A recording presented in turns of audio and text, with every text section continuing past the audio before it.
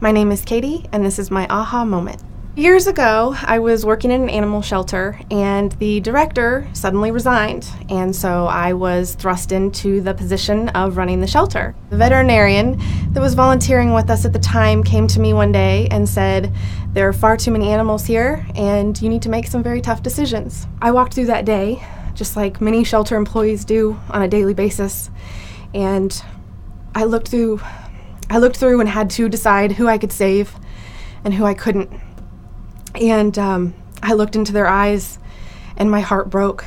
I learned kind of how strong I was that day and how I needed to put my emotions aside to do what needed to be done. I knew at that moment that this was where I was supposed to be, and then it was my responsibility to make things better. And I needed to find adopters and volunteers and donors. And very importantly, I needed to tell people about spaying and neutering so that euthanasia wasn't such a necessity. It's a very difficult job, and I get a lot of people who tell me, "I don't know how you do it."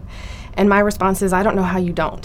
And, the saying goes, the animals can't speak for themselves, and so I do it for them. It wasn't my fault. It's not any shelter employee's fault that they have to euthanize an animal.